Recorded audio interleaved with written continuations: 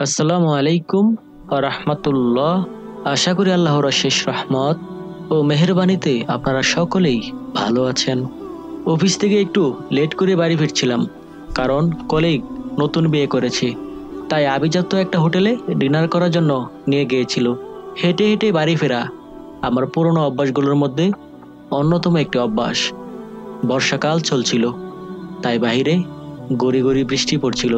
আশেপাশে সব দোকান বন্ধ।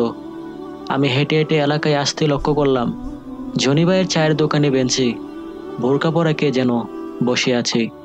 এত রাতে বৃষ্টির মধ্যে একটা বোরকা পরা মেয়ে বসে থাকা মানে নজরে লাগারই মতো। আমি থমকে গিয়ে উচ্চ সুরে জিজ্ঞাসা করলাম, কে কে ওখানে? মেয়েটি আমার আওয়াজ শুনে আমার উদ্দেশ্যে উঠে এসে সামনে দাঁড়িয়ে বলল, আসসালামু আলাইকুম। সালামের আওয়াজ যেন সরাসরি আমার বুকে লাগলো। এত সুন্দর কণ্ঠ আমি আগে কখনো শুনিনি। আমি বুঝতে পারলাম বোরকার পিছনে একজন মেয়ে আছে, পর্দাবতী মেয়ে। আমি মেয়েটার সালামের উত্তর না দিয়ে জিজ্ঞেস করলাম, কে আপনি, আর এত রাতে এখানে কি করছেন? মেয়েটাও আমার কথার উত্তর না দিয়ে আমাকে জিজ্ঞেস করলো, আপনি কি মুসলিম? প্রশ্নটা শুনে মেজাজ খারাপ হলো। মেয়েটাকে বললাম, হ্যাঁ মুসলিম, কিন্তু আমার প্রশ্নের সাথে তো আপনার প্রশ্নের কোনো মিলই খুঁজে পাচ্ছি না। মিল যে নেই আমিও জানি, কিন্তু শুরুতে আমি আপনাকে সালাম প্রদান করেছিলাম, যার জবাব দেওয়া আপনার ওপর ওয়াজিব করা হয়েছে। আপনি কি এ ব্যাপারে অজ্ঞ? কথা শুনে চোখ বড় হয়ে গেল। আমি হা করে বোরকার আড়ালের মেয়েটার দিকে তাকিয়েছিলাম। নজরটা নিচে নামিয়ে প্রথমে মেয়েটার সালামের জবাব দিলাম, ওয়ালাইকুম আসসালাম। মেয়েটা মনে হয় সন্তুষ্ট হয়েছিল। তারপর বোরকার আড়াল থেকে আবার মেয়েটা বলতে শুরু করলো, আপনি কি আমাকে একটু সাহায্য করতে পারবেন? মেয়েটার নিকাবের কালো পর্দা তার মুখ থেকে একটু দূরে সরে গেল। বুঝতে পারলাম সে দীর্ঘ নিঃশ্বাস ফেলেছে। আমি বললাম, কি সাহায্য লাগবে আপনার? তখন মেয়েটি বলল, আমি বাড়ি থেকে পালিয়ে এসেছি। আপনি কি আমাকে আজ রাত আপনার বাড়িতে থাকার সুযোগ দিবেন? সকাল হলেই চলে যাব। এই সাহায্যের কথা শুনে প্রথমে আমার মহিলা জঙ্গির কথা মনে পড়ল। এই মেয়ে যদি মহিলা জঙ্গি হয়, তাহলে বাড়ি থেকে আমাকে মেরেই বের হবে। তখন আমি বললাম, দেখুন আমি দুঃখিত, এই ধরনের কোনো সাহায্য আমি করতে পারবো না। মেয়েটা যেন আমার বলা কথাটার জন্য প্রস্তুত ছিল, তাই বলার সাথে সাথেই গিয়ে আবার সে বসে পড়ল। এমন মনে হলো আমার আগেও অনেকের কাছে সাহায্য প্রার্থনা করেছি, সবাই আমার মতোই না করে দিয়েছি।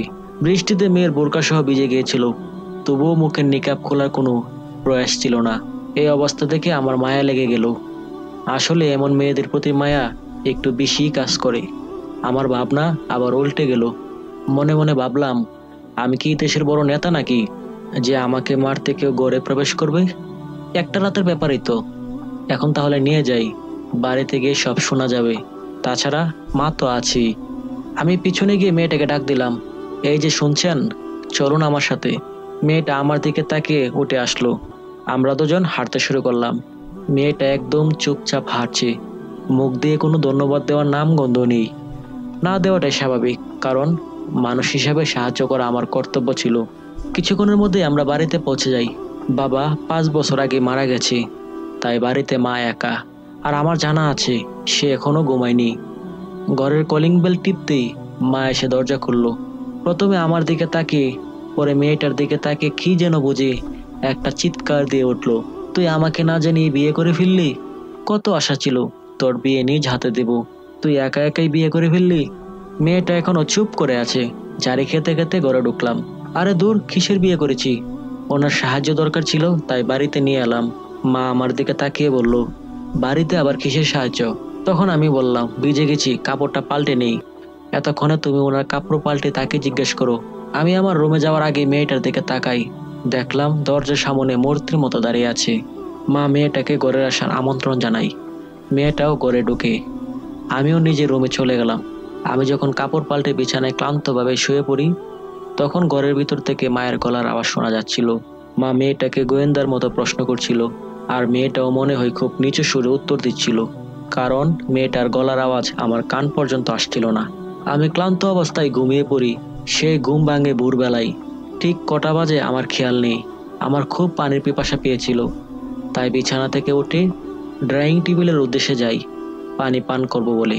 বাহিরের আলোয় ঘর খানিকটা আলোকিত করে রেখেছে। আমি পানি গ্লাসে ঢেলে পান করব, এমন সময় দেখলাম যেই মেয়েটাকে রাতে নিয়ে এসেছি সে নামাজ পড়ছে। আজব ব্যাপার, এই জামানার মেয়েরা ফজরের নামাজও পড়ে নাকি? আমি কৌতূহলবশত এক পা দু পা করে মেয়েটার সামনে যেতে থাকি। মেয়েটা সালাম ফিরিয়ে হুট করে আমার উদ্দেশ্যে বলে, আপনি আমার সামনে আসবেন না প্লিজ, এখন আমি নিকাব পরিহিত নই। আপনি আমার চেহারা দেখে ফেললে আমাকে পর্দা না করার কারণে আল্লাহর কাছে জবাবদিহিতা করতে হবে। আমি থমকে দাঁড়ালাম। মেয়েটাকে ছোট করার জন্য আমি তাকে একটা প্রশ্ন করলাম, এতই যখন ধর্ম মানেন তাহলে বাড়ি থেকে পালালেন কেন? বাড়ি থেকে কি ভালো মেয়েরা পালাই? আমি মেয়েটাকে পিছন থেকে দেখছিলাম। মেয়েটার গার নিচের দিকে নেমে গেল আর দীর্ঘ নিঃশ্বাস ছাড়লো। তারপর বলল, কাল রাতে আমার বিয়ে ছিল, আমি সেখান থেকে পালিয়ে এসেছি। কথাটা শুনে মনে আনন্দ লাগলো। মেয়েটাকে ছোট করার আর একটা সুযোগ পেয়ে গেলাম। আমি সোফার ওপর বসে হাসতে হাসতে জিজ্ঞেস করলাম, প্রেমের কাহিনী নিশ্চয়ই তো জানেন না ইসলামে প্রেম হারাম? নিজের একটু ইসলামিক জ্ঞান জানলাম আর কি। মেয়েটা হয়তো মুচকি হাসি দিয়ে বলল, কে বলল ইসলামে প্রেম হারাম? আল্লাহ ও তার রাসূল সাল্লাল্লাহু আলাইহি সাল্লামের সাথে কি প্রেম করা হারাম? মেয়েটাকে ছোট করতে গিয়ে নিজেই বোকা হয়ে গেলাম। তারপর আস্তে আস্তে করে বললাম, তা অবশ্যই ঠিক বলেছেন, তাহলে বিয়ে বাড়ি থেকে পালালেন কেন? তখন মেয়েটা বলল, আমার বিয়েটা একটা ধনী পরিবারের ছেলের সাথে হতে যাচ্ছিল। আমি মেয়েটার কথার মাঝখানে থামিয়ে বললাম, তাহলে তো সুখে দিন পার করতে যাচ্ছিলেন, পালালেন কেন? মেয়েটা হয়তো বিরক্ত বোধ করলো, আবার বলতে শুরু করলো, বড় লোকের বিয়ে মানে তো জানেনই, দুমদাম করে বিয়ে করিয়ে সবাইকে জানাতে হবে, বউ স্টেজে বসে থাকবে আর সবাই তাকে দূর থেকে দেখতে পারবে, মাঝে মাঝে কয়েকজন ছবি তুলবে, আর এটাই আমার পছন্দ ছিল না। তখন আমি বললাম, ব্যাস এতটুকুই কারণ? স্টেজে বসতে আপনার সমস্যা কি ছিল? মেয়েটা আমার প্রশ্নের পরিবর্তে আমাকে প্রশ্ন করলো, আপনি কি কখনো কুমারী পূজা দেখেছেন? আমি উত্তর জানালাম, হ্যাঁ অবশ্যই দেখেছি। কি হয় ওইখানে? একটা মেয়ে স্টেজে বসে থাকে, তাকে সকলেই পূজা করে ভক্তি করে। মেয়েটা হয়তো মুচকি হাসলো আর বলল, আপনি আপনার উত্তর পেয়েছেন। মেয়েটার কথা শুনে আমার চোখ বড় হয়ে গেল। নিজেই নিজেকে প্রশ্ন করলাম, মেয়েটা কি এই ধরনের বিয়েকে কুমারী পূজার সঙ্গে তুলনা করলো? চুপ করে ভেবে নিজেকে নিজে উত্তর দিলাম, ঠিকই তো, এই ধরনের বিয়ে আর কুমারী পূজার মধ্যে সম্পূর্ণ মিলই আছে। আমি মেয়েটাকে আবার বললাম, তাহলে হিজাব পরে স্টেজে বসতেন, হিজাব তো পর্দারই অংশ। মেয়েটা হয়তো রেগে গেল, গলার সুরটা একটু ভারী করে বলল, আপনাকে কে বলেছে হিজাব পর্দার অংশ? সবাই তো এখন হিজাব পরেই পর্দা করে। আমি কত হাজী সাহেবদেরকে দেখেছি তাদের বউ ও মেয়েকে হিজাব পরিয়ে রাখে। তখন মেয়েটি বলল, মাথায় টুপি আর পাঞ্জাবি লাগানো সুন্নত জেনে হজ করলেই হাজী হওয়া যায় না। যারা পর্দার মূল অর্থ জানে না তারা হজ করে কিভাবে, আর হাজী বা হয় কিভাবে? কথা শুনে বুঝতে পারলাম মেয়েটার ইসলাম সম্পর্কে ভালো জ্ঞান আছে। জ্ঞানী লোক ভয়ঙ্কর হয়, আর মেয়েরা যদি জ্ঞানী হয় তাহলে তো আরো বেশি ভয়ঙ্কর হয়। আমি মেয়েটাকে জিজ্ঞেস করলাম, তাহলে পর্দার মূল অর্থ কি? মেয়েটা কোরআনের দুটি আয়াত শোনালো। এই আয়াত দ্বারা পর্দার ব্যাপারে বোঝা যায়, যারা এই আয়াত মানে না অবশ্যই তারা পর্দার ব্যাপারে অজ্ঞ। পর্দার আলোচনা পুরোপুরি বুঝতে পারলাম। এবার মেয়েটাকে বললাম, তাহলে আপনি আপত্তি করেননি কেন? করেছি, কিন্তু খালা শুনেনি। আমি অবাক হয়ে বললাম, খালা মানে? মা বাবা কোথায়? মা বাবা অনেক আগেই মারা গেছে, খালার কাছেই বড় হয়েছি। তারপর আমি বললাম, তাহলে উনি আপনার সাথে এমন করেছিল কেন? তারপর মেয়েটি বলল, আপনি কি কখনো অন্যের ঋণ নিজের কাঁধে নিয়েছেন? না। তাহলে বুঝবেন না। মেয়ে মানুষ ঋণের মতো হয়, যত তাড়াতাড়ি শোধ করা যায় ততই ভালো। আর অন্যের ঋণ যদি গাড়ি চেপে বসে তাহলে তো শ্বাস নেওয়াই মুশকিল। মেয়েটার প্রত্যেকটা কথাই যুক্তি ভরা। আমার মেয়েটার প্রতি কৌতূহল বেড়ে গেল। আমি পর্দার ব্যাপারে আরো কিছু জিজ্ঞেস করলাম। আচ্ছা, পর্দা করতে শুধু কালো বোরকাই কেন পরেন? অন্য কোনো কালারের সাথে কি দুশ্মনী আছে? মেয়েটা হয়তো মুচকি হাসলো আর বলল, দুশ্মনী নেই, কিন্তু আপনি কি কখনো লাল নীল হলুদ সবুজ আকাশে চাঁদ উঠতে দেখেছেন? চাঁদের সৌন্দর্য কি সেখানে প্রকাশ পাবে? আমি মেয়েটার যুক্তি বুঝতে পেরে উল্টো প্রশ্ন করলাম, আপনি কি নিজেকে চাঁদের মতো সুন্দর দাবি করেছেন? এটা কিন্তু অহংকারের পর্যায়ে চলে গেল। তখন মেয়েটি বলল, দাবি করার কি আছে? প্রতিটা মানুষকে আল্লাহ চাঁদ সূর্য এমনকি সৃষ্টি জগতের সবচেয়ে সুন্দর করে সৃষ্টি করেছেন। বোঝা গেল মেয়েটার সাথে পেরে ওঠা খুব কঠিন। সব কথার পরে যুক্তি দেই, আমি জানতাম নাস্তিকরা ভালো যুক্তি জানে, কিন্তু কিন্তু ধার্মিকরা যে এত যুক্তি জানে জানা ছিল না। মেয়েটার প্রতি আমার শ্রদ্ধা বাড়তে থাকলো, তার প্রতি একটা আলাদা দুর্বলতা কাজ করতে লাগলো। আমি মেয়েটাকে উদ্দেশ্য করে বললাম, আমি যদি এখন আপনাকে প্রেম নিবেদন করি? মেয়েটা হয়তো আঁতকে উঠলো, আল্লাহ মাফ করুক, এমন কাজের কথা ভুলেও ভাববেন না। প্রেমগুলো এখন শুরু হয়ে গেছে, অথচ প্রেমগুলো ত্রিভুজ আকৃতির হওয়ার কথা ছিল।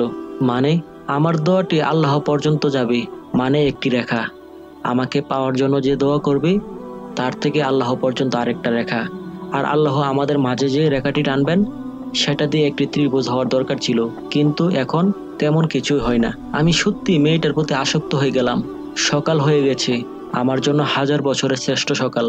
আমি মায়ের সাথে কথা বলে মেয়েটাকে আর ঘর থেকে বের হতে দিইনি। একজন মায়ের কথা একটা মেয়ে অমান্য করতে পারে না, এটা মেয়েদের দুর্বলতা। আমি মেয়েটার ব্যাপারে কিছুই জানতাম না, এমনকি নামও না। তবু মেয়েটাকে বিয়ে করে ফেলি। আম্মু অনেক বুঝিয়ে বিয়েতে রাজি করাই। মধুচন্দ্রিমার রাতে যখন বৈধভাবে মেয়েটার চেহারা দেখলাম, বুঝতে পারলাম কেন আল্লাহ বলেছেন তিনি মানুষকে সব থেকে সুন্দর করে সৃষ্টি করেছেন। আমার ঘরে যেন চাঁদের থেকে সুন্দর একটা মুখ প্রবেশ করেছে। আমি আল্লাহর শুকরিয়া না করে পারলাম না। মেয়েটাকে বিয়ে করার পর আমি তার নাম জিজ্ঞেস করেছিলাম। উত্তরে সে বলেছিল, জুবাইদা ইসলাম ভাবনা। ভাবনা, পবিত্র ভাবনা।